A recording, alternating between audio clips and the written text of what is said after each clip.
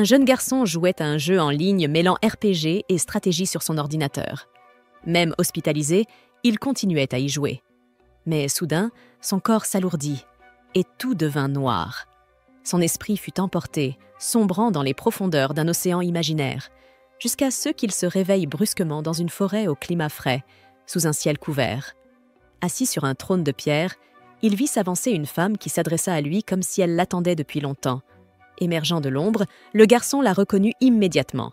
C'était Atulama Sinta, une elfe qu'il appelait roi. Le jeu auquel il jouait depuis son lit d'hôpital s'appelait Eternal Nations, un simulateur stratégique de type Dark Fantasy en four X, et son personnage préféré, celle qui se tenait là devant lui, n'était autre que cette elfe. Dès lors, il ne pouvait s'empêcher de se demander « Devait-il se comporter comme le roi qu'elle prétendait qu'il était ?» Il était évident qu'elle le voyait comme le souverain de Minagra.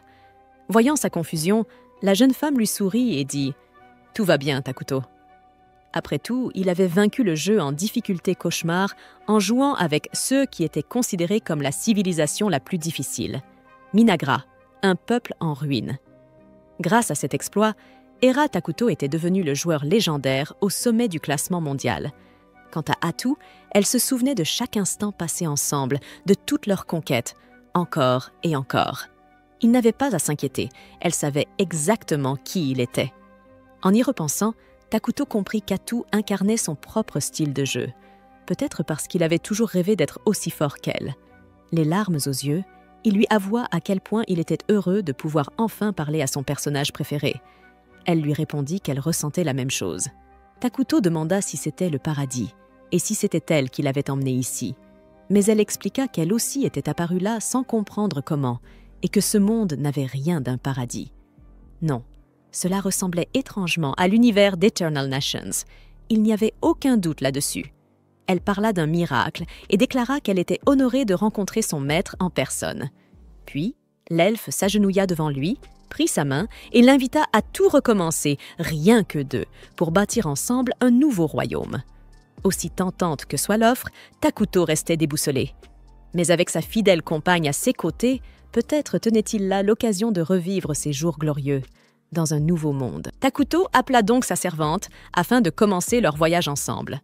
Atu se présenta comme l'enfant né de la boue destiné à apporter la destruction au monde, déclarant que désormais son corps et son esprit appartenaient entièrement à son maître. En entendant ce discours théâtral, Takuto ressentit un profond malaise, frappé par une gêne aussi intense que si c'était lui-même qui avait parlé. Il réalisa à quel point il était plus difficile de prononcer de telles phrases dans la réalité que dans le jeu. Atu elle-même avoua que c'était un peu embarrassant pour elle aussi. Mais le roi décida de jouer le jeu. Il déclara que l'elfe était sa toute première et unique subordonnée, sa confidente, sa main droite. Et ensemble, ils allaient bâtir leur civilisation, connue pour sa cruauté impitoyable, mais aussi pour sa maîtrise exemplaire des affaires intérieures. Takuto demanda ensuite à sa servante quelle devait être leur première action pour Minagra, et en parfaite synchronisation, ils répondirent tous les deux « Allons nous cacher ». Takuto invoqua alors un éclaireur grâce à la production d'urgence. Sans tarder, une créature à longues pattes sortit d'un portail. Le spectacle était aussi impressionnant que répugnant. Même Atu détourna un peu les yeux. Mais Takuto se rappela que Minagra était une civilisation de modération, maniant le mal et la ruine avec subtilité. Il leur faudrait donc rester discrets dans chacun de leurs mouvements. Pour Atu, cela signifiait qu'ils devaient faire tout leur possible pour ne pas révéler leur véritable identité. Première étape. Le roi ordonna à l'insecte de partir en éclaireur sans se faire repérer. En le regardant disparaître dans les bois, Takuto réalisa qu'il pouvait voir à travers ses yeux. Cette invocation lui avait coûté ***** point de mana. Il lui en restait 100. Créer une base, leur premier poste d'opération, lui coûterait 20 de plus. Atu souligna que la production d'urgence était très coûteuse et qu'il valait mieux surveiller leurs dépenses. Takuto avoua qu'il voulait vraiment créer un guerrier pour assurer leur défense, mais cela consommerait tout son mana. En ce qui concernait les combats, l'elfe promit de faire de son mieux, ou plutôt, elle aurait aimé pouvoir le dire. En réalité, elle était bien trop faible pour l'instant, ce que Takuto comprenait parfaitement. Atu Lamacinta était une unité héroïque qui gagnait en puissance au fil du temps, mais actuellement, sa force n'était que moins que celle de certains ennemis de base. En résumé, leur projet de bâtir Minegra était sérieusement compromis s'ils venaient à croiser Oua que ce soit de dangereux. En utilisant la vision de l'éclaireur, Takuto observa les environs. Une forêt, à perte de vue. Pour le moment, aucun monstre. Atu pensait que la forêt était un endroit parfait pour se cacher. Mais elle trouva étrange que l'insecte aux longues pattes n'ait croisé aucun animal sur son chemin. Pire encore, Takuto réalisa qu'il n'y avait absolument rien à manger. Tout. Ce qu'ils pouvaient faire, c'était rester sur leur garde en espérant que quelque chose finirait par apparaître. Atu s'excusa de ne pas être plus utile, mais le garçon lui répondit que sa simple présence à ses côtés était plus que suffisante, ce qui fit briller les yeux de l'elfe de bonheur. En la voyant si émue, il se dit qu'il était vraiment difficile de remarquer ce genre de détails dans le jeu. Mais oui, la personnalité d'Atu était vraiment comme ça. Mettant cela de côté, à travers les yeux de l'éclaireur, Era Takuto découvrit bientôt une communauté d'elfes noirs non loin de là. Takuto expliqua que ce type d'elfe était généralement neutre, parfois avec une légère tendance au mal, ce qui, en vérité, le soulagea. Au moins, cela confirmait qu'il se trouvait bien dans le monde de Eternal Nations. Mais il y avait aussi un inconvénient. Si une autre civilisation s'était établie dans les environs, cela pouvait devenir très problématique. Éviter la guerre au début du jeu était essentiel. Leur priorité absolue était donc de trouver un endroit sûr pour s'établir. Mais avant cela, ils devaient surveiller les elfes noirs et rassembler plus d'informations sur la zone. Et si jamais les choses tournaient mal, ils n'auraient plus qu'à fuir. Soudain, comme pour illustrer ses craintes, un petit groupe d'elfes noirs apparut devant le trône de pierre où étaient assis les deux compagnons de Minagra. Plus tôt dans la journée, ce même groupe avançait lentement dans la forêt. L'un d'eux se tourna vers Jia, leur chef, et lui dit qu'il devrait simplement quitter ces terres maudites. Il n'y avait plus aucune raison de rester dans ces bois, mais Jia lui rappela qu'ils avaient déjà été exilés de leur patrie. Ils n'avaient nulle part où aller, et honnêtement, leurs enfants ne survivraient pas bien longtemps dans ces conditions. Vu la densité de la végétation, il devait bien y avoir de la nourriture quelque part. Une elfe prit la parole pour signaler que, à la lisière du territoire inexploré d'Hydarajia, s'étendait cette vaste forêt maudite, les terres maudites. Tous les livres affirmaient qu'une entité maléfique y avait été scellée autrefois, et quelle qu'elle soit, elle n'aurait jamais permis à la vie de prospérer. Jia écarta cette idée d'un revers de main, disant à Emily que ce n'était que des superstitions. Les arbres poussaient pourtant très bien, preuve qu'aucune malédiction n'était à l'œuvre. Sur ce, le chef insista. Personne ne devait abandonner maintenant, pas à un moment aussi critique. Et il rappela à tous que leurs esprits fiers et les âmes de leurs ancêtres les guideraient à travers cette épreuve. Malgré ces paroles pleines d'assurance, Jia ne pouvait nier que la forêt était terriblement inquiétante. Mais qu'il y ait une malédiction ou non, ce n'était pas une excuse pour fuir. Son peuple avait encore de l'espoir. Tant qu'ils avaient encore des forces, trouver de la nourriture restait la priorité. C'est ainsi que la bande d'elfes noirs tomba sur les deux fondateurs de Minagra, assis sur le trône de pierre. À leurs yeux, Era Takuto n'était rien d'autre qu'une silhouette obscure et sinistre, une vision si terrifiante qu'elle fit transpirer Jia de peur froide. Convaincu qu'il se trouvait face au mal incarné et conscient que ses actions pouvaient décider du sort de toute sa race, Jia prit sur lui et s'avança. S'inclinant devant la silhouette sur le trône, il présenta ses compagnons comme des membres du clan Mazoram. Il déclina son propre nom, Jia, chef de leurs guerriers, et s'excusa d'avoir pénétré dans la forêt sans la permission de ceux qui semblaient être le maître des lieux. D'un air glacial, Atu Lamacinta reconnut que cette fée noire comprenait réellement la gravité de l'intrusion, mais il voulait connaître les raisons qui les avaient poussés à venir ici. Jia expliqua que leur clan vivait autrefois à Hydarajia, mais qu'ils avaient été persécutés et contraints de fuir dans la forêt. Il tenta de raconter toute leur histoire, mais Atul lui demanda de faire court, ce qui rendit Jia de plus en plus nerveux, de peur de commettre une erreur qui mettrait son peuple en danger. Au milieu de tout cela, Takuto fit remarquer à quel point les elfes noirs semblaient amaigris, et Jia admit, le cœur lourd, qu'il n'avait encore rien trouvé à manger en ces lieux. Sincère dans ses paroles, l'elfe noir se demandait pourquoi son clan devait endurer tant de souffrances, alors qu'il ne cherchait qu'un endroit paisible où vivre. Sortant de nulle part, le supposé maître de cette forêt ténébreuse lui tendit une poignée de pommes. Takuto précisa qu'elles étaient délicieuses si on les découpait en forme de lapin. Jia n'avait jamais vu un fruit pareil auparavant, et il se demanda s'il serait impoli d'en goûter un sur le champ, mais le reste de son groupe avait trop faim pour s'en soucier. Ils croquèrent dans les pommes, un sourire se dessinant sur leur visage lorsque la saveur sucrée et juteuse envahit leur bouche. Mais ce n'était pas tout. Takuto ouvrit un portail et distribua aussi des poires.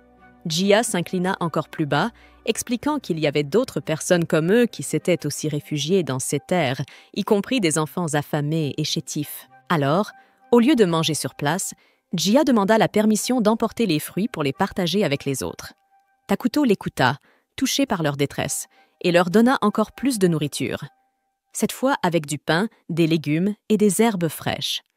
Témoin de ce qui semblait être un miracle, Jia repensa à la manière dont les elfes noirs avaient toujours été méprisés comme des parias rejetés par la lumière, à peine tolérés grâce à la clémence des prétendues fées de lumière. Marqué par le mépris, son peuple avait été contraint de vivre dans l'ombre, et jamais personne ne leur avait tendu la main dans leurs heures les plus sombres. Submergé par une telle puissance et une telle miséricorde, Jia du clan Mazoram Oessa enfin posait la question. Qui était donc cet être assis sur le trône? Pendant ce temps, au campement des elfes noirs, ceux qui n'étaient pas partis faisaient de leur mieux pour supporter la faim qui hantait la communauté. Puis soudain, le groupe de ravitaillement revint, leur chef affichant un large sourire, porteur de la meilleure nouvelle imaginable. La famine était enfin terminée. Grâce à toute cette nourriture, la joie se répandit dans tout le village, et Jia observa la scène, profondément satisfait. Quand on lui demanda comment il avait réussi à trouver autant de provisions, il répondit simplement qu'il était tombé dessus par hasard, tout en gardant en tête la silhouette inquiétante des rats Takuto. Plus tard dans la nuit, alors que le village dormait paisiblement, Jia était assis près d'un feu de camp. Le vieux Moltar, l'aîné du clan, s'approcha pour féliciter le chef de son action. Moltar dit qu'il avait vécu une longue vie, mais que jamais, en toutes ces années, il n'avait vu des fruits aussi étranges et délicieux. Jia admit qu'il n'en avait même jamais entendu parler, et c'est justement pour cela que le vieil homme voulait savoir ce qui avait conduit le clan Mazoram à vivre de telles circonstances si particulières. Prêt à révéler la vérité, Jia déclara qu'il avait rencontré un être légendaire au plus profond de la forêt. D'après Emle, il existait une légende parlant d'un être scellé dans les terres maudites. Moltar en resta stupéfait, se demandant si le groupe d'expédition avait rencontré le roi de la ruine, une figure mentionnée, au moins en partie, dans les anciens livres et récits. Lorsque le monde atteindrait sa limite, le roi de la ruine apparaîtrait, apportant dévastation et chaos, forçant l'humanité à repartir de zéro. Même si personne ne pouvait affirmer avec certitude que cela arriverait un jour, il était tout aussi impossible d'affirmer que cette légende n'était qu'un mensonge. Jia, pour sa part, n'avait jamais entendu le nom de cet être, mais il devait admettre que son apparence terrifiante correspondait parfaitement au titre de roi de la ruine. Cet être dépassait l'entendement, mais il avait au moins un serviteur capable de clarifier partiellement ses paroles, quoi qu'il en soit. Même s'il n'existe aucune certitude sur l'identité véritable de cette entité, Moltar sent au fond de lui que cela n'annonce rien de bon. Maintenant que son estomac est plein et qu'un peu de son mana a été restauré, l'aîné perçoit clairement que cette forêt est loin d'être normale. Il se demande si Jia n'aurait pas donné quelque chose à cette entité en échange de la nourriture, mais le chef insiste. Ce n'est pas le Kea. Moltar n'y croit pas une seconde. Il soutient que le roi de la ruine ne ferait jamais une bonne action sans attendre quelque chose en retour. Mais Jia jure qu'il n'y avait aucun prix, aucune condition. Selon lui, cela ressemblait vraiment à un acte de miséricorde de la part de cet esprit. Sa grâce, comme l'appelle Jia, avait vu la situation désespérée dans laquelle se trouvait le peuple elfe noir et leur avait montré de la compassion. En entendant cela, l'aîné Moltar s'emporta, furieux que Jia puisse désigner le roi de la ruine par l'expression « sa grâce », et commença à soupçonner que le chef du clan Mazoram était tombé sous l'emprise de cette entité. C'est alors qu'une violente dispute éclata entre ces deux piliers de la communauté. Jia insiste sur le fait qu'ils doivent le plus grand respect à celui qui a nourri leur peuple alors qu'ils étaient au bord de la famine. En réalité, il retourne la question à l'aîné. Qu'aurait-il fait, lui, en présence du roi de la ruine? Mais même Moltar ne parvient pas à formuler une réponse. Il finit donc par s'excuser de son emportement envers le plus valeureux guerrier de leur tribu. Désormais, déclare-t-il, en tant que chef des elfes noirs du clan Mazoram, il prendra personnellement en main les relations avec le roi de la ruine. Après tout, Moltar a vécu pendant 2 siècles. Il est persuadé de pouvoir trouver une solution. Au final, ce que souhaitent ces 2 chefs, c'est simplement que leur peuple retrouve la paix. Pendant ce temps, du côté des prétendus fondateurs de Minagra, Atu réprimande son maître pour avoir gaspillé autant de mana afin de nourrir les elfes noirs, lui rappelant qu'ils doivent commencer à bâtir leur propre nation, ce qui implique de conserver la magie. Takuto, un peu penaud malgré son geste généreux, avoue qu'il a plus que jamais besoin de sa compagne. En entendant cela, Atu abandonne aussitôt son ton sévère pour adopter une attitude étrangement amoureuse et soumise. Comme si un simple mot gentil de son maître suffisait à la faire fondre complètement. De son côté, Takuto déplore son incapacité à communiquer correctement avec les elfes noirs. Peu importe ses efforts, les mots ne sortaient tout simplement pas. Atu avoue qu'elle pensait qu'il jouait simplement les maîtres mystérieux, de ceux qui détestent les longs discours et laissent leurs subordonnés gérer les détails.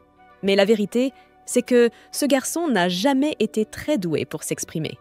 Honnêtement, il ne l'était déjà pas dans sa vie précédente, et ce n'est pas maintenant qu'il allait soudainement devenir un orateur charismatique du jour au lendemain. Takuto rappelle immédiatement l'insecte pour qu'il lui fasse son rapport, et lorsqu'il apprend que les elfes arrivent, il espère simplement qu'ils prendront le reste de la nourriture qu'il leur avait préparée la veille et partiront en silence. Il avoue être anxieux, car lorsqu'il est stressé, il a du mal à s'exprimer correctement, et il doute de pouvoir négocier avec les elfes noirs. Atu lui propose alors de s'occuper de la négociation à sa place, précisant que cela montrera en plus aux elfes noirs que son roi n'a même pas à s'adresser à des gens comme eux. Peu après, Molter et Jia arrivent.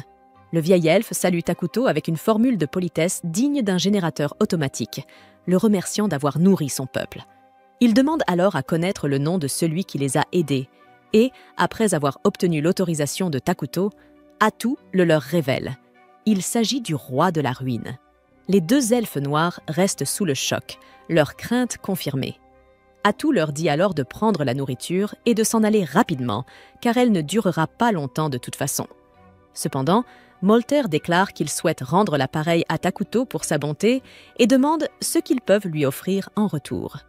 Atu répond sèchement qu'il ne possède rien qui pourrait satisfaire son roi, alors autant ne pas essayer. Elle leur demande s'ils ont quoi que ce soit qu'ils considèrent encore comme ayant de la valeur. Molter hésite, conscient qu'il ne leur reste rien de tel. Atu lui lance un regard glacial en voyant son hésitation, le soupçonnant de manigancer quelque chose. Pris de panique, Molter balbutie, et Takuto comprend que la négociation prend une très mauvaise tournure. Il appelle soudainement Atu pour discuter de leur approche. Cela énerve Atu, qui lui reproche d'être trop indulgent. Elle affirme que CS2 perdants ne savent même pas négocier correctement et qu'à ce rythme, ils ne feront que devenir des obstacles sur son chemin. Elle suggère de tous les tuer et de planter leur tête sur des pics autour de leur base. Mais Takuto lui demande d'arrêter de se comporter comme un certain peintre autrichien. Il lui explique que les elfes veulent juste coexister pacifiquement avec eux et qu'ils veulent les remercier pour cette raison. Il propose alors qu'ils les laissent payer comme ils le peuvent, au lieu de leur donner de la nourriture gratuitement, car cela permettra de maintenir une bonne relation avec eux.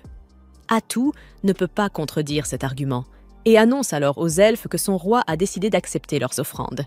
En voyant le soulagement sur le visage de Molter, Takuto et Atu comprennent tous deux qu'il était aussi nerveux parce qu'ils voyaient en Takuto une incarnation typique du mal. Atu le réprimande pour cela, mais elle se retrouve ensuite hésitante quant à ce qu'elle devrait demander en échange de la nourriture. Soudainement, Takuto a une idée. Il lui dit de demander aux elfes des informations sur le monde extérieur. Molter est ravi d'entendre cela et jure de raconter à Takuto tout ce qu'il a vu et entendu à l'extérieur, dans les moindres détails.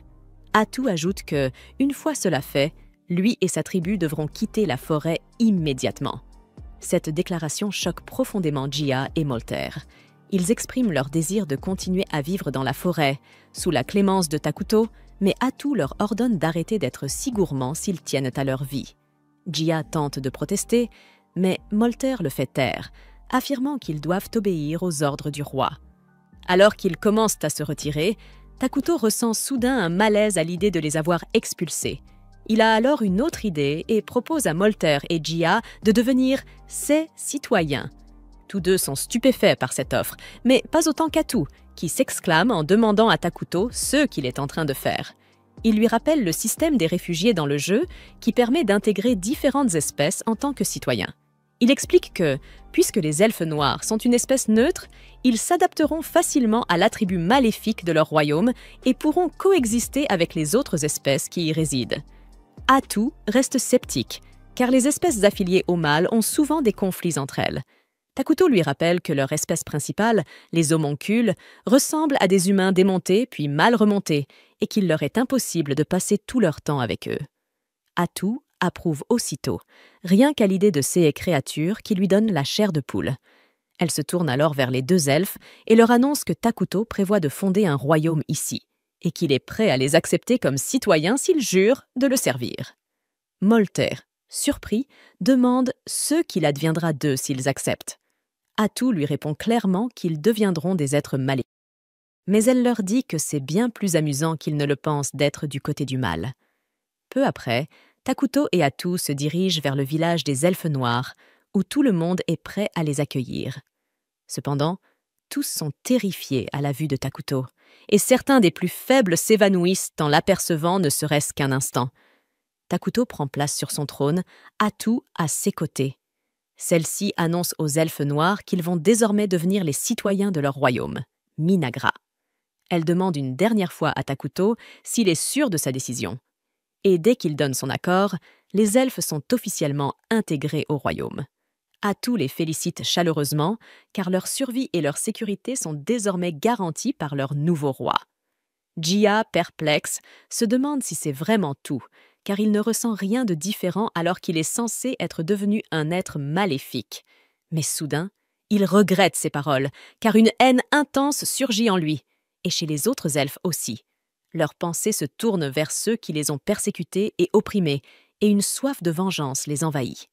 Les deux elfes normaux qui les accompagnent s'inquiètent en voyant cette transformation. Voyant la souffrance de tous, Takuto leur demande s'ils vont bien. Jia, profondément ému par le fait que quelqu'un se soucie enfin de lui et de son peuple, laisse couler ses larmes. Les elfes noirs acclament Takuto en pleurant d'émotion, et lui-même est secrètement bouleversé par cette réaction. Quelques jours plus tard, Takuto reçoit de Molter une carte du continent et s'évanouit aussitôt après l'avoir regardée. Atu, inquiète, lui demande ce qui ne va pas. Il lui dit de regarder la carte et de constater par elle-même la position de départ désastreuse qu'ils occupent. Ils se trouvent sur un continent où deux grandes civilisations puissantes sont déjà établies. L'une d'elles est le Saint Royaume de Kalia, une nation humaine qui vénère le dieu Arlos et qui suit un alignement fondamentalement bon. L'autre est Elna, l'Alliance des élémentaires, où vivent les elfes qui adorent la nature. Eux aussi sont du côté du bien. Atu panique alors, réalisant que si ces deux puissances découvrent leur royaume, elles n'hésiteront pas à l'anéantir. Elle s'évanouit à son tour aux côtés de Takuto, mais celui-ci finit par se calmer, affirmant que tant qu'ils ne sont pas découverts, ils auront le temps de devenir plus puissants. Il explique que, dans le jeu, leur espèce principale, les homoncules, est particulièrement stupide, ce qui empêche toute avancée dans la recherche. Mais désormais, avec les elfes noirs à leur côté, les choses devraient aller bien mieux de ce côté-là. Peu après, les elfes noirs viennent lui rendre visite, et cette fois, Jia est accompagnée de son assistante Emily. Il présente Emily à Takuto comme une véritable intello, très instruite sur les autres royaumes, et qui pourra l'aider bien plus qu'eux. Atu leur annonce que le roi est satisfait de leur dévouement, puis déclare qu'ils vont désormais se voir confier des rôles importants, comme le souhaite Takuto. Elle commence par nommer Molter, responsable des affaires internes du royaume, précisant qu'elle fonde de grands espoirs en lui, surtout depuis qu'elle a appris qu'il maîtrisait également la magie. Ensuite, elle nomme Jia chef des guerriers de Minagra, lui confiant la mission de bâtir une armée puissante capable de défendre leur territoire. Le recrutement des soldats est laissé entièrement à sa discrétion, ce qui enthousiasme Jia, qui s'exclame qu'il tuera tous leurs ennemis et exposera leur tête comme trophée. Takuto, quant à lui, est déjà écœuré par cette déclaration. Il déclare que la guerre est barbare, et Atu explique à un Jia perplexe que leur roi préfère la paix, chose qu'il devra garder à l'esprit. Cela ne fait qu'embrouiller davantage le guerrier elfe, qui ne comprend pas pourquoi le roi de la ruine aimerait la paix. Molter en profite pour se moquer de lui, puis se lève aussitôt en disant que, contrairement à Jia qui n'a que des muscles et pas de cervelle, lui saura se rendre utile. Jia prend cela pour un défi, et il assure à Takuto qu'il est jeune et fort, donc capable de travailler plus longtemps sans se reposer. Atu, quant à elle, ne comprend pas qu'ils sont simplement en train de rivaliser pour attirer l'attention de leur grand méchant papa, et elle croit sincèrement qu'ils sont juste des bourreaux de travail. Elle demande à Takuto s'il devrait leur confier une mission de collecte de ressources, mais il suggère plutôt de leur ordonner d'embellir le terrain et de construire quelques maisons. Atu transmet immédiatement cette consigne à Molter, lui demandant de rassembler assez de bois pour bâtir des habitations tout en laissant la forêt largement intacte. Molter répond qu'il s'y mettra sans tarder, car les elfes noirs sont à l'origine des habitants des forêts. Takuto leur demande ensuite de reboiser les zones qu'ils auront défrichées, ce qui trouble les elfes car ils ne connaissent pas ce terme. Takuto comprend que leur civilisation n'est peut-être pas assez avancée pour saisir le concept de reboisement, alors il leur demande s'ils connaissent la magie militaire ou les 6 éléments majeurs. Molter dit qu'il ne connaît que les 4 éléments principaux, et Emily affirme qu'elle n'a jamais entendu parler d'un pays utilisant la magie militaire. Takuto et Atu réalisent que ce monde est bien plus primitif qu'ils ne le pensaient, mais en fait, c'est une bonne chose car une fois qu'ils auront fait progresser leur technologie magique, ils pourront rapidement surpasser les autres nations. Atu explique alors que reboiser signifie faire pousser de nouveaux arbres à la place de ceux qui ont été abattus, et les elfes noirs disent qu'ils pratiquent cela aussi, mais qu'ils ne peuvent pas utiliser la magie pour accélérer la croissance. Atu ajoute que le reboisement utilise les 6 éléments majeurs pour faire pousser rapidement les arbres, puis elle attribue soudainement cette découverte à Takuto, bien que ce soit un gros mensonge. Elle ne cesse de vanter Takuto, disant qu'il a créé les fruits uniques qu'ils ont mangés plus tôt et que le raisin est son fruit préféré. Emily confirme les propos d'Atu en disant qu'elle a essayé de planter des graines de raisin et que certaines pousses ont déjà germé. Cette nouvelle surprend Takuto, qui ne pensait pas qu'il serait possible de cultiver quoi que ce soit ici. Cependant, il comprend vite qu'il pourrait créer des fruits venus de la terre grâce à la magie, ce qui signifie qu'il pourrait aussi créer d'autres choses. Il teste sa théorie en créant une pièce de monnaie et réalise qu'il peut fabriquer de la poudre à canon et d'autres inventions scientifiques, ce qui lui permettra de faire avancer sa civilisation beaucoup plus rapidement. Pendant ce temps, dans le saint royaume de Qualia, les choses commencent à s'agiter également. La Sainte Solina mène un groupe de chevaliers vers les contreforts enneigés pour éliminer des monstres qui menacent les villages voisins. Dès qu'elle aperçoit les gobelins foncer droit sur elle, elle pointe son bâton vers eux et les réduit en cendres grâce à sa flamme sacrée. La flamme sacrée disparaît ensuite dans les nuages après avoir anéanti les monstres, et lorsque la lumière du soleil touche la terre calcinée, des fleurs y éclosent. Le capitaine des chevaliers explique à ses hommes que le pouvoir de Solina brûle les créatures au cœur maléfique et fait naître à leur place un champ de fleurs. C'est grâce à elle, ajoute-t-il, qu'ils entretiennent d'excellentes relations avec les elfes. Peu après, Solina informe le cardinal qu'il devrait envoyer des paladins vers le sud, car elle a récemment eu un présage annonçant un grand mal dans la forêt maudite. Mais le cardinal refuse. Cette forêt, dit-il, se trouve à l'extrémité du continent, et il lui faut l'autorisation des hautes instances pour déployer des paladins aussi loin.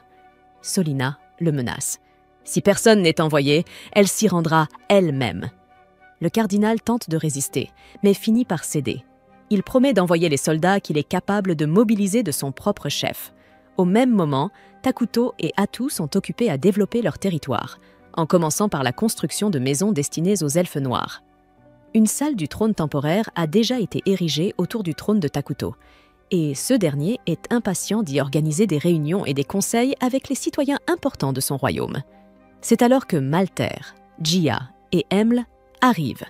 Atu leur annonce qu'ils doivent immédiatement débuter leur première réunion du conseil. Mais avant cela, Emle remet un cadeau à Takuto, une tenue qui le fait ressembler à un jeune garçon efféminé. Takuto est ravi de la recevoir, car ses anciens vêtements étaient devenus sales et il remercie chaleureusement les elfes pour leur présent. Cependant, les elfes ne remarquent aucun changement visible dans son apparence, mais ils font confiance à Atu lorsqu'elle leur affirme que Takuto est splendide dans l'habit qu'ils ont préparé. Cela réglé, elle donne le signal du début de la réunion. Mais Takuto est bien trop occupé à s'extasier sur lui-même.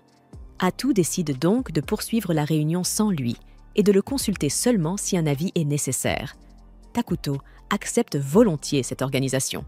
La réunion commence alors et Malter pose la première question à Atu. Quel type de bâtiment devrions-nous construire en priorité? Elle lui répond qu'il devrait commencer par des installations de production alimentaire, puis elle sort une plante à l'apparence inquiétante qui sera leur principale source de nourriture pour le moment. Les elfes sont immédiatement dégoûtés en voyant la plante et demandent à Atu ce que c'est exactement. Elle leur explique qu'il s'agit de la plante de chair, une espèce unique à leur civilisation. Cette plante est capable de produire une viande au goût proche de celui de la chair humaine, tout en étant très nutritive. Les elfes sont choqués d'entendre cela et répliquent qu'ils ne mangent pas d'humains, mais Atu les rassure en précisant que la plante de chair n'est qu'une solution temporaire et qu'ils disposeront bientôt d'autres types d'aliments. Elle ajoute ensuite qu'il faudra également construire des entrepôts et des cabanes de gestion pour accompagner les fermes, et Emil se propose aussitôt pour prendre en charge cette tâche. Atu enchaîne alors avec le point suivant de son programme, la recherche, car l'acquisition de technologies avancées est cruciale pour les petites nations comme la leur. Malter lui demande sur quel domaine ils devraient concentrer leurs efforts, et elle lui répond qu'ils vont se spécialiser dans la magie technologique. Takuto est visiblement très enthousiaste à cette idée, et Malter, en tant que mage, promet de faire de son mieux pour l'impressionner. Il demande ensuite à Atu quel type précis de magie technologique ils doivent explorer, et elle lui parle de magie militaire. Elle explique que la magie offensive standard ne peut cibler qu'un petit groupe d'individus à la fois, tandis que la magie militaire avancée est capable de détruire des cités entières, voire de modifier le terrain à leur avantage. Atu lui ordonne donc de rassembler les elfes doués en magie et de commencer les recherches sans tarder. Malter est surexcité à l'idée de créer des sorts qui n'existent pas encore dans ce monde. Ensuite, Atu aborde le sujet de la stratégie militaire, ce qui enthousiasme Jia, car c'est enfin à son tour d'intervenir. Cependant, Takuto le coupe immédiatement. Il ne souhaite pas investir trop lourdement dans l'armée pour l'instant. Atu renchérit en disant que maintenir une armée coûte très cher, surtout en temps de paix, car elle ne produit rien en retour. Jia proteste, soulignant qu'ils ne sont pas encore assez forts pour assurer la protection de leur roi et qu'il faudrait donc renforcer leur puissance militaire. Malter appuie son propos en rappelant que lui et Jia, en tant que leaders des elfes noirs, ont tous deux une prime sur leur tête. Le royaume pourrait être attaqué à tout moment. Takuto comprend leurs inquiétudes et prend une décision inattendue. Au lieu de bâtir une armée, il va créer un héros pour défendre le royaume. Atu approuve l'idée, affirmant que créer un héros est certes coûteux, mais que ces derniers ne nécessitent aucun entretien, ce qui les rend parfaitement adaptés à leurs besoins actuels. Les elfes, intrigués, demandent ce qu'est exactement un héros. Atu leur explique alors que les héros sont des êtres d'une puissance exceptionnelle qui servent directement sous les ordres du roi. Il existe certaines conditions spécifiques pour invoquer différents types de héros, mais elle est confiante. Ils pourront bientôt invoquer leur tout premier héros. Takuto, lui, est tout simplement surexcité. Il songe alors à l'importance du mana dans ce monde, puisque pratiquement toute action requiert cette énergie magique. Or, un royaume ne peut accumuler du mana que par le biais de ses habitants. Plus les gens sont heureux, plus ils génèrent de mana. Takuto se jure donc de faire de son royaume l'endroit le plus joyeux de toute la planète. Pendant ce temps, dans le saint royaume de Kalia, un jeune paladin nommé Lonius a été choisi pour faire partie de l'équipe d'enquête envoyée dans la forêt maudite. Un paladin vétéran du nom de Virtel l'accompagne. Ce dernier adore passer le temps en agaçant Lonius, beaucoup trop rigide et formel à son goût. Virtel ne peut s'empêcher de se plaindre. Envoyer une équipe d'enquête aussi réduite, 2 paladins et quelques mercenaires, est une décision absurde selon lui. Il estime que l'Église devrait prendre plus au sérieux la prophétie de Solina. Lonius est d'accord, Mais il sait aussi qu'on ne peut jamais deviner ce que les hauts responsables de l'Église ont en tête. Il comprend bien une chose, si la mission réussit, les récompenses seront grandes. Mais si elle échoue, il portera sûrement toute la responsabilité. De retour à Minagra, Takuto inspecte les progrès de sa jeune civilisation. Il ressent une étrange nostalgie. Il a vu cette phase initiale des civilisations des milliers de fois à travers un écran, mais c'est la première fois qu'il la vit directement, de ses propres yeux. Emel l'accompagne pour une visite des lieux. Elle lui explique que les elfes noirs ont une préférence pour les maisons perchées dans les arbres, mais que leur construction est lente en ce moment, car la priorité est donnée aux arbres de chair. Heureusement, les arbres de chair poussent bien, et les infrastructures de gestion et de stockage ont déjà été bâties. Emel ajoute ensuite qu'ils ont découvert une source d'eau douce à proximité et qu'ils testent actuellement s'il est possible d'en extraire l'eau.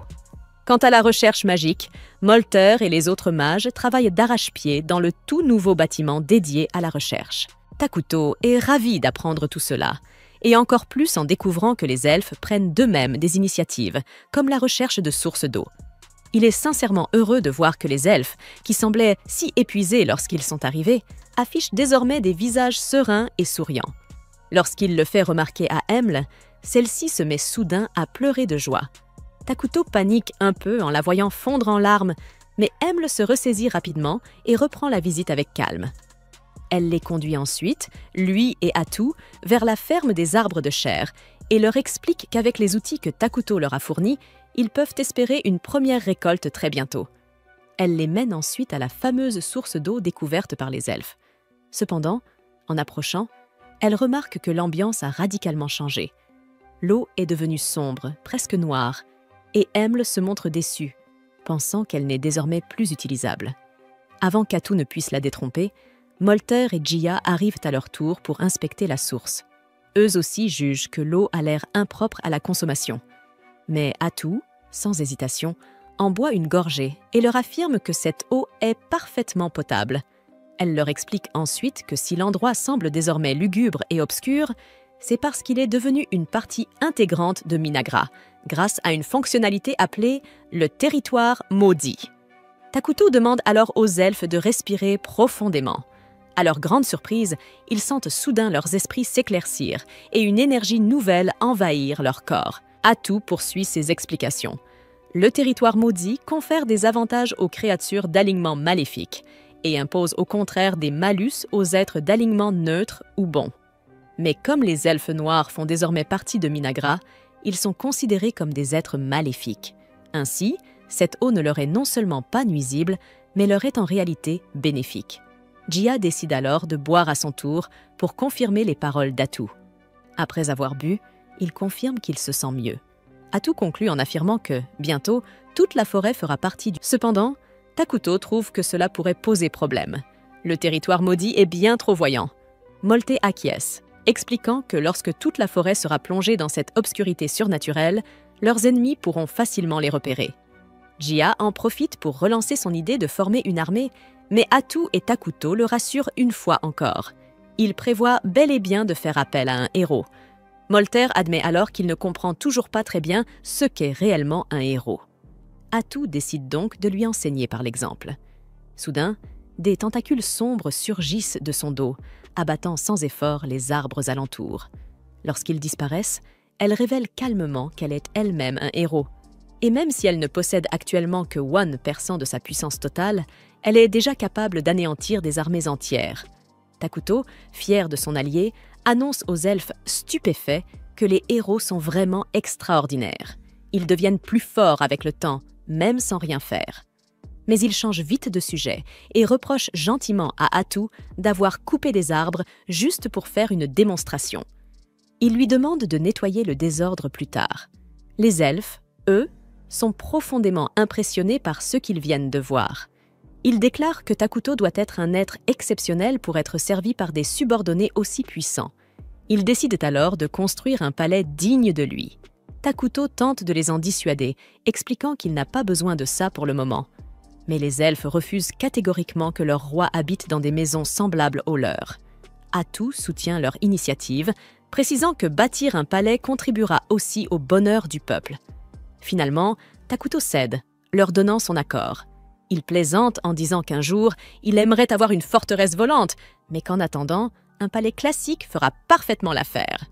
Au même moment, le groupe d'investigation mené par Lornias et Verdel avait entamé son voyage vers les forêts maudites du sud. Verdel restait insatisfait par la taille de leur escouade, ce à quoi Lornias répondit que c'était le mieux qu'ils pouvaient avoir, la majeure partie de leurs forces étant mobilisée dans le nord pour faire face à des troubles imprévus. Des créatures d'alignement maléfique étaient apparues soudainement dans cette région, attaquant et pillant plusieurs cités, forçant l'Empire à y concentrer une grande partie de sa puissance de feu. Les mercenaires qui accompagnaient l'expédition lâchèrent alors un commentaire. Ceux qui étaient partis au nord allaient clairement passer un sale quart d'heure. Ils se disaient chanceux de ne pas avoir été désignés pour cette mission. Même si la rémunération était excellente, une sorcière serait impliquée dans cette affaire. Et ils ne voulaient rien avoir à faire avec ça. La mention d'une sorcière éveilla la curiosité de Lornias. Cette nuit-là, il interrogea un mercenaire nommé Bargo à ce sujet. Bargo parla des rumeurs qui circulaient. Certains disaient que tous les problèmes du Nord avaient été causés par une sorcière. Mais Lornias refusa d'y croire. Selon lui, une seule personne ne pouvait pas être responsable d'autant de créatures. Bargo acquiesça. Pour lui, cela devait être l'œuvre d'un culte. Mais Verdel intervint aussitôt pour lui dire de se taire, de peur qu'il ne leur porte malheur. Agacé, Lornias s'en prit alors à Verdel.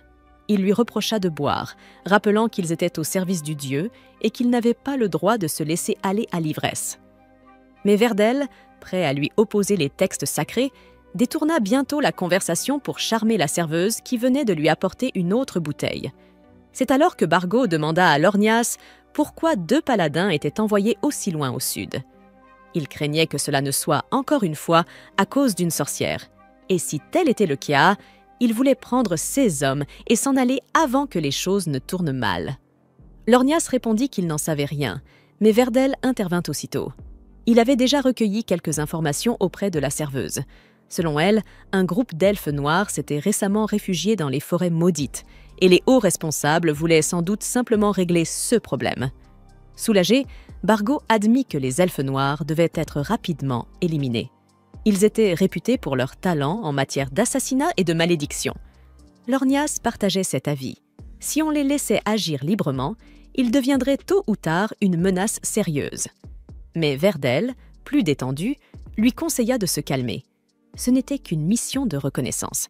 Et si les choses devenaient vraiment dangereuses, il prendrait la fuite sans chercher à combattre. Cependant, Lonéus reste obstinément accroché à son idée de combattre le mal partout où il le rencontre. Il affirme qu'ils ne peuvent pas fuir leur devoir en tant que paladins.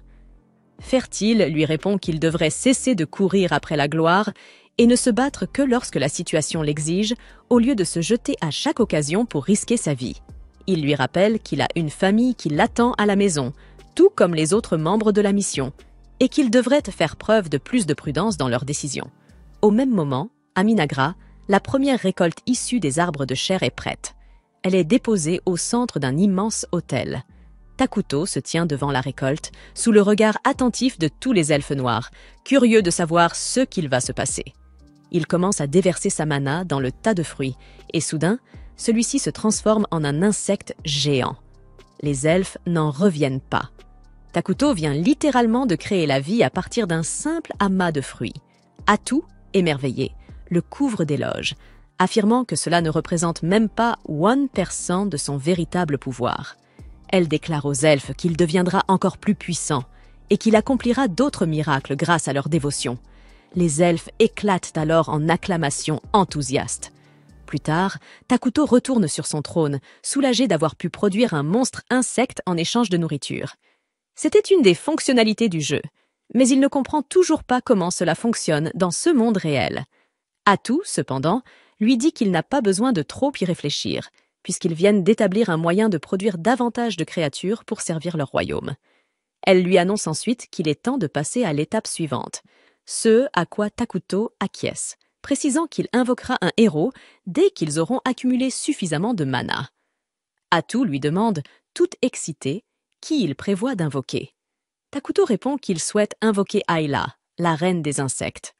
Atu trouve que c'est un excellent choix. Takuto explique alors qu'Ayla peut renforcer tous les monstres de type insecte et leur permettre de combattre en première ligne. Elle peut également produire des larves capables d'accomplir les tâches ménagères, soutenant ainsi le royaume sur tous les plans. Atu est ravi qu'il ait réfléchi sérieusement à sa décision, et Takuto lui confie qu'Ayla était le seul choix possible, car les autres héros sont trop instables. Atu est d'accord, consciente que les autres héros auraient besoin de plusieurs années de thérapie. Takuto ajoute qu'il espère pouvoir les invoquer un jour, mais certainement pas pour l'instant. Pendant ce temps, Loneius et les autres atteignent le continent noir, et ils y rencontrent rapidement leur premier adversaire, un géant des collines. Alors que Lornias commence à donner des ordres aux mercenaires pour qu'ils le soutiennent, Verdel l'interrompt et affirme qu'il n'y a nul besoin d'une telle assistance. Il s'occupera seul du monstre. Il explique qu'ils n'ont pas une seconde à perdre et que ce sera bien plus rapide s'il agit sans que personne ne se mette en travers de son chemin. D'un pas rapide, il se dirige vers le géant des collines, pointant ses épées vers lui sous les regards attentifs de ses compagnons. Verdel enchante alors sa lame d'un pouvoir sacré, et le géant attend patiemment qu'il termine avant de passer à l'attaque.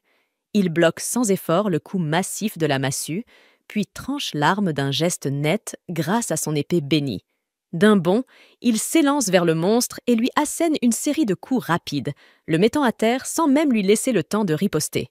Il revient tranquillement vers ses troupes après avoir abattu la créature, et Lornias commence à le couvrir d'éloges, déclarant que la mission sera facile grâce à lui. Mais Verdel ne partage pas cet optimisme, et sa réserve commence à inquiéter sérieusement Lornias. Pendant ce temps, à Minagra, Takuto savoure un hamburger lorsque Atu lui suggère de manger quelque chose de plus sain. Il lui répond qu'il a mangé uniquement des plats fades et diététiques à l'hôpital, et qu'il veut désormais découvrir de nouvelles saveurs. Il s'inquiète aussi pour Atu, qui ne mange plus que des salades depuis quelques jours, mais celle-ci affirme que ce genre de repas lui convient davantage. Ils discutent ensuite de l'avancement rapide des travaux de construction, puis Takuto annonce soudain à Atu qu'elle devra invoquer Malter et les autres une fois leur repas terminé. Il lui explique que les nouveaux insectes éclaireurs qu'ils ont créés ont cartographié les environs de leur base et qu'ils comptent désormais s'occuper de l'établissement humain qui se trouve à proximité. Il commence par lui demander si cette ville ne fait pas partie du Saint Royaume de Qualia, et Atu lui répond qu'elle est presque certaine qu'il s'agit d'un territoire indépendant à l'alignement neutre. Soulagé, Takuto se réjouit. Cela signifie qu'ils peuvent tenter une négociation, et il espère que tout se passera bien lors de leur interaction. Il affirme qu'il devrait être tranquille pour l'instant, mais Atu plaisante en disant qu'il va porter malheur à tout le monde en parlant ainsi. Alors que Lornias commence à donner des ordres aux mercenaires pour qu'ils le soutiennent, Verdel l'interrompt et affirme qu'il n'y a nul besoin d'une telle assistance. Il s'occupera seul du monstre. Il explique qu'ils n'ont pas une seconde à perdre et que ce sera bien plus rapide s'il agit sans que personne ne se mette en travers de son chemin. D'un pas rapide, il se dirige vers le géant des collines, pointant ses épées vers lui sous les regards attentifs de ses compagnons. Verdel enchante alors sa lame d'un pouvoir sacré, et le géant attend patiemment qu'il termine avant de passer à l'attaque. Il bloque sans effort le coup massif de la massue, puis tranche l'arme d'un geste net grâce à son épée bénie. D'un bond, il s'élance vers le monstre et lui assène une série de coups rapides, le mettant à terre sans même lui laisser le temps de riposter. Il revient tranquillement vers ses troupes après avoir abattu la créature, et Lornias commence à le couvrir d'éloges, déclarant que la mission sera facile grâce à lui. Mais Verdel ne partage pas cet optimisme, et sa réserve commence à inquiéter sérieusement Lornias. Pendant ce temps, à Minagra, Takuto savoure un hamburger lorsque Atu lui suggère de manger quelque chose de plus sain. Il lui répond qu'il a mangé uniquement des plats fades et diététiques à l'hôpital, et qu'il veut désormais découvrir de nouvelles saveurs. Il s'inquiète aussi pour Atu, qui ne mange plus que des salades depuis quelques jours, mais celle-ci affirme que ce genre de repas lui convient davantage. Ils discutent ensuite de l'avancement rapide des travaux de construction, puis Takuto annonce soudain à Atu qu'elle devra invoquer Malter et les autres une fois leur repas terminé. Il lui explique que les nouveaux insectes éclaireurs qu'ils ont créés ont cartographié les environs de leur base et qu'ils comptent désormais s'occuper de l'établissement humain qui se trouve à proximité. Il commence par lui demander si cette ville ne fait pas partie du Saint Royaume de Qualia, et Atu lui répond qu'elle est presque certaine qu'il s'agit d'un territoire indépendant à l'alignement neutre. Soulagé, Takuto se réjouit. Cela signifie qu'ils peuvent tenter une négociation, et il espère que tout se passera bien lors de leur interaction. Il affirme qu'il devrait être tranquille pour l'instant, mais Atu plaisante en disant qu'il va porter malheur à tout le monde en parlant ainsi. Vertal s'énerve à nouveau contre lui, affirmant qu'il y a des moments où certains secrets doivent être révélés. Cela irrite encore davantage Lornias, car même un haut paladin comme Vertal n'a pas l'autorité nécessaire pour divulguer une prophétie divine sans l'approbation des instances supérieures. Pendant ce temps, Vertal insiste une fois de plus pour que Atu les laisse pénétrer dans la forêt, ne serait-ce que pour un bref repérage. Mais l'attitude de la jeune femme change soudainement. Elle leur répond qu'ils ne trouveront rien qui vaille leur temps à l'intérieur. Elle leur ordonne de rebrousser chemin immédiatement, ce qui provoque la colère de Lornias. Comment une elfe noire ose-t-elle défier une prophétie envoyée par Dieu? Il sent alors que l'air autour de Atu devient étrange, presque menaçant, et il est convaincu qu'il y a bel et bien quelque chose de maléfique à l'intérieur de cette forêt, quelque chose qu'ils doivent élucider. Cependant, Vertal semble plus enclin à négocier. Il demande à Atu de jurer devant Dieu qu'il n'y a aucune menace contre le saint royaume de Qualia dans cette forêt. Atu jure alors sur son propre Dieu que c'est eux, elle et les siens, qui craignent davantage Qualia. Vertal, satisfait de sa réponse, déclare que leur mission s'arrête ici et qu'ils battent en retraite. Lornias, furieux, refuse de l'accepter. Il affirme que cette femme cache clairement quelque chose et que Vertal ne peut pas ignorer cela. Vertal le traite de lâche sans foi, l'accusant de projeter ses propres peurs sur lui. Il ajoute qu'ils n'ont rien trouvé et que cela conclut leur enquête.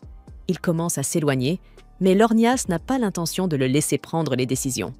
Il lui retire son autorité de haut paladin, l'accusant d'avoir révélé une prophétie à l'ennemi et d'avoir abandonné sa mission sacrée. Il ordonne alors aux mercenaires de se diriger vers la forêt pour confirmer quelle abomination s'y cache. Et Bargo approuve, car après tout, c'est Lornias qui signe les chèques. Atu les supplie de ne pas entrer, mais Lornias ordonne à ses hommes de la capturer, malgré les avertissements de Vertal. Atu pousse un long soupir, constatant que les négociations ont échoué. Quelques secondes plus tard, les mercenaires sont tous empalés sur des pics sortis du sol, comme des brochettes fraîchement préparées. Lornia, quant à lui, fut assommé dès le début et ne se souvient même pas de ce qu'il s'est passé. Seul Vertal a tout vu. Horrifié, il s'écrie que ce à quoi ils font face est une sorcière. Atu efface alors rapidement son déguisement. Elle déplore que la conversation ait si bien commencé et que tout ait dû se terminer ainsi. Les mercenaires restants, tout comme Lonius, étaient complètement bouleversés par la scène qui se déroulait sous leurs yeux. Verdil ordonna à Bargo d'envoyer immédiatement quelqu'un pour transmettre un message. Mais Bargo lui rappela que tous leurs messagers avaient été tués lors de l'attaque précédente, avant de rire bruyamment en désignant Atu, disant que c'était elle, la calamité qu'il cherchait depuis le début. Avec un sourire provocateur, Atu leur annonça qu'il l'avait enfin trouvée et leur demanda ce qu'ils comptaient faire maintenant. Alors que la plupart d'entre eux perdaient leur sang-froid, Verdil leur hurla de se ressaisir. Ils étaient bien trop engagés pour faire marche arrière à présent. Il commanda à ses hommes de se préparer au combat, regrettant que les choses aient dégénéré ainsi. Un avis que Atu partageait pleinement. Elle rejeta toute la faute sur cet imbécile à la coupe au bol, dont la foi aveugle lui avait fait croire que ses croyances étaient plus importantes que tout le reste. Et elle annonça que l'heure était venue pour lui de payer le prix de ses erreurs. Verdil, ne voulant pas lui laisser davantage de temps, ordonna aux archers de tirer les premiers. Mais pour Atu, arrêter leurs flèches n'était qu'un jeu d'enfant. Et peu à peu, son côté guerrière avide de combat commença à émerger. Pris de panique, Lonius demanda à Verdil ce qu'était exactement une sorcière. Ce dernier répondit qu'il aurait dû en parler à tout le monde avant le début de la mission, même si cela aurait enfreint certaines règles. Il expliqua que les sorcières étaient des monstres de niveau catastrophe, prophétisés par les saints, et officiellement classés comme la plus grande menace pour le royaume par les plus hauts responsables de l'Église. Le désastre survenu dans le Nord était en réalité causé par une sorcière, et il était convaincu que la femme devant eux en était une aussi. Atu, lassé par toutes ces discussions, leur lança un ultimatum. Soit ils attaquaient, soit elle passerait à l'attaque. Verdile ordonna alors à ses mercenaires de se replier. Seuls lui et Lonius pouvaient encore espérer l'affronter. Il demanda à Lonius de suivre ses mouvements et tous deux s'enchantèrent de pouvoirs sacrés avant de foncer droit sur elle. Atu déploya ses tentacules, persuadé qu'il ne pourrait pas la battre. Mais le pouvoir sacré conférait au paladin un avantage certain contre les créatures aux attributs maléfiques. Grâce à cela, ils réussirent à trancher plusieurs de ses appendices. Surprise par l'efficacité de leurs attaques, Atu fut momentanément déstabilisée. Et alors qu'elle se perdait dans un monologue intérieur, Verdile en profita pour l'attaquer de front. Elle perdit encore un tentacule. Loniu tranche à son tour un autre tentacule, et Verdile, confiant, déclare que s'ils parviennent à couper les deux derniers, la victoire leur appartient. Mais Atu est désormais furieuse. Soudain, elle saisit deux mercenaires en otage, convaincue que les paladins n'oseront plus l'attaquer. Cependant, Verdile est déterminée à l'éliminer avant qu'elle ne devienne une menace plus grande pour le royaume. Il dit à Lonius qu'ils vont attaquer malgré tout. Atu ne s'attendait pas à ça. Elle est véritablement surprise lorsque les paladins transpercent les otages en même temps que ses tentacules. Ils croient que c'est terminé, que la victoire est à portée de main. Mais ils ont été dupés depuis le début. Atu révèle son jeu. Elle déclenche l'acte final. En un instant, une nuée de tentacules jaillit pour transformer Verdile en hérisson humain, avant même que Lonius ne comprenne ce qui se passe. Verdile, ensanglantée, parvient à dire à son camarade de fuir. Mais Atu lui transperce la tête, le tuant sur le coup. Elle se vante alors. Elle n'avait jamais eu seulement 6 tentacules. Elle peut en invoquer autant qu'elle le désire. Cette révélation laisse Lonius plus abasourdi encore. Il comprend enfin son erreur. Ils ne peuvent pas gagner. Il ordonne alors aux mercenaires de fuir et de se disperser dans toutes les directions. Il suffit qu'un seul d'entre eux survive et ramène la nouvelle au royaume.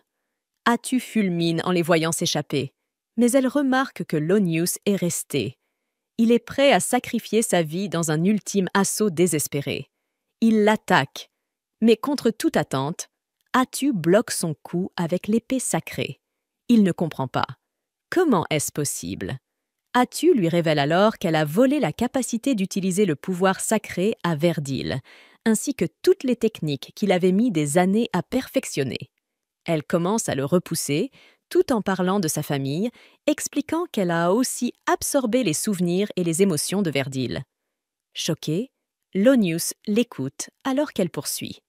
Non seulement Verdile était incroyablement talentueux, mais il tenait profondément à chacun des membres de son groupe jusqu'à son dernier souffle. Elle lui demande alors « Comment te sens-tu maintenant que tu réalises que Verdile est mort à cause de ton stupide orgueil ?» Lonius répond que la volonté de Verdile est toujours en vie. Il ajoute que les mercenaires transmettront le message, quand tout à coup, des hurlements retentissent de toutes parts. Atu ricane, lui révélant qu'elle a ordonné aux elfes noirs de ne laisser échapper personne, pas un seul. À ces mots, Lonius perd totalement la raison. Il se jette sur elle dans une rage folle, mais il ne peut rien faire. Atu ne le tue pas tout de suite non plus. Elle le suspend la tête en bas, le laissant se vider peu à peu de toute volonté, tandis qu'elle remplit son cœur de peur et de regret. Elle lui dit que s'il avait écouté Verdile et s'était enfui, il aurait pu retourner auprès de sa famille et vivre heureux à leur côté. Mais il a fait le mauvais choix, et désormais, l'avenir prendra une tournure bien différente. Elle lui annonce qu'il va mourir ici, et qu'après ça, elle traquera sa famille pour les tuer. Elle ajoutera à cela les populations innocentes de toutes les villes et villages que son groupe a traversés. Pour rien, juste pour le plaisir. Et c'est Lonius qui en portera toute la responsabilité. Atu lui dit que son roi lui a appris que la vie est finie dès que les autres commencent à vous mépriser. Et pour s'assurer que plus jamais personne ne la regarde de haut, elle déclare qu'elle tuera des millions de personnes sans raison et que tout le monde haïra Lonius pour cela. Son esprit vole en éclats. Brisé, détruit, Lonius la supplie d'arrêter. Mais Atu se met à rire doucement, presque joyeusement, lui disant qu'il devait être un homme pieux, patriote, attaché à sa famille, et qu'elle déteste ce genre de personnes, trop sûres de leur justice. Elle lui dit de bien observer le massacre depuis sa petite place au paradis, et Lonius la supplie à nouveau, en larmes. Cette fois, Atu le déchire sans la moindre hésitation, mettant fin à son supplice. Peu après, elle se tient solennelle au bord de la falaise, contemplant ses actes et le futur. À ses pieds, l'anneau de mariage de Lonius repose dans une flaque de sang. C'est alors que Gia et quelques elfes noirs la rejoignent, lui annonçant qu'ils ont éliminé tous les mercenaires, comme elle l'avait demandé. Elle leur dit qu'elle est satisfaite et qu'ils peuvent gérer le nettoyage. Elle, de son côté, s'apprête à rentrer. Mais avant qu'elle ne parte, Gia lui pose une question. Hésitant, il lui demande si elle compte vraiment mettre à exécution tout ce qu'elle a dit à Lonius. Atu semble sérieuse un instant, puis reprend son sourire habituel. Elle répond que bien sûr que non. Elle se dit pacifiste et qu'elle faisait tout ça juste pour s'amuser, pour torturer Lonius psychologiquement. Elle déclare ensuite qu'elle doit se rendre immédiatement auprès de Takuto, car elle a un rapport urgent à lui transmettre. Le rapport concerne la présence d'une autre sorcière dans le Nord, et c'est un terme nouveau pour eux deux, car il n'y avait aucune unité appelée sorcière dans le jeu. Takuto comprend alors que ce monde n'est pas exactement celui du jeu, et Atu confirme, bien que certains éléments soient similaires, le reste est très différent. Cependant, elle se dit confiante. Ils peuvent tirer avantage de ces différences. Takuto ne voit pas très bien ce qu'elle veut dire, alors elle lui explique que, dans ce monde, au lieu d'absorber uniquement les compétences de ses adversaires, elle peut aussi absorber une partie de leurs souvenirs, ce qui sera certainement très utile. Avec enthousiasme, Atu lui révèle qu'elle a déjà obtenu quelques informations sur l'état du royaume de Qualia, grâce aux 2 paladins qu'elle a tués. Elle explique qu'actuellement, Qualia est occupée à gérer les troubles dans le nord, ce qui signifie qu'ils ne feront probablement pas attention à eux pour l'instant. Cependant, la disparition complète de leur équipe d'exploration va sûrement éveiller des soupçons. Takuto pense que, même si Qualia décide d'agir, ils devront être extrêmement prudents, car ils ignorent encore la nature de la menace. Il ne s'inquiète pas particulièrement pour eux, mais il est très intrigué par la sorcière du Nord. Il demande à Atu ce qu'elle a appris d'elle dans les souvenirs des paladins, et elle répond qu'il n'y avait aucune information claire. La seule chose dont elle est certaine, c'est que la sorcière a causé des dégâts à l'échelle militaire dans le Nord. Puis, soudain, elle se souvient qu'elle connaît aussi le nom de la sorcière. Hirokino, la sorcière gloutonne. Cette révélation éveille la curiosité de Takuto. Il pense que si une seule sorcière peut infliger des dégâts militaires à un pays, alors elle est peut-être, comme eux, venue de la Terre. Selon lui, elle est du même niveau que les unités héroïques dans le jeu, et il conclut qu'ils doivent se méfier d'Hirokino, la considérer comme une ennemie potentielle. Atu affirma que la sorcière était clairement une créature d'alignement maléfique, tout comme eux, et proposa qu'ils essaient d'entrer en contact avec elle. Mais Takuto rejeta aussitôt cette idée, lui rappelant qu'il était rare que des espèces maléfiques entretiennent de bonnes relations entre elles. Atu soupira, jugeant que la situation devenait de plus en plus compliquée. Takuto, lui conseilla de se détendre.